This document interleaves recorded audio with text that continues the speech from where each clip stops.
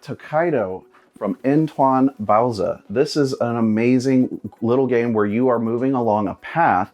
The theme of this is set in Japan. You are retired and exploring just everything about Japan and the culture and the vistas and what it has to offer at the end of your life to have, just a nice, fun experience of exploring Japan. Now, in Tokaido, you have one little pawn mover, and it will move in one direction along this little timeline found in the middle of the board. You can move as far as you want up to a break point where you get to collect dinner and like a food, but up until there, you can move as far along forward as you want, and when you stop on an available spot, you get to take the action that you land on.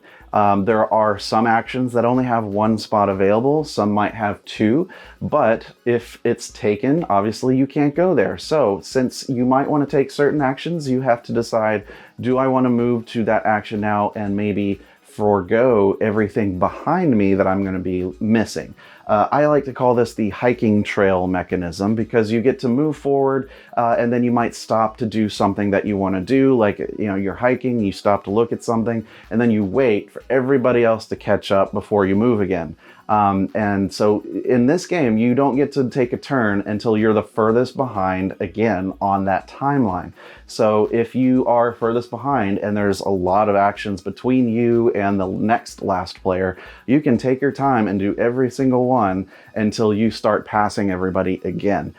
So to really maximize this, there's a combination of, do I want to get a specific action to maximize something in particular, or do I want to take as slow as possible and maybe not get everything, but hope for the best? There are several phases of, like I said, where you stop at a restaurant and you get to pay for a dinner. And those dinners give you points, and depending on what you can afford, will also affect in-game. So you do that a few times. It plays in 30 to 40 minutes, maybe even less. And you track your points along the way, but some of the things you're doing are collecting souvenir cards, and you want to collect different sets of different types of souvenirs. You're collecting those food cards for points. You're collecting money to donate to a temple, which will also help you get points if you've donated the most or second most towards the temple. You're also collecting river cards and like a creek card, and those can be of various points. And there's 3 kinds of vistas that you can see. And every time you stop at one, you get to add the next, rightmost card, because it actually, when laid out, makes a horizontal vista of, a beautiful landscape. And if you complete them, you get a bonus, but every time you do collect a new card, you're going to get more points for each new card.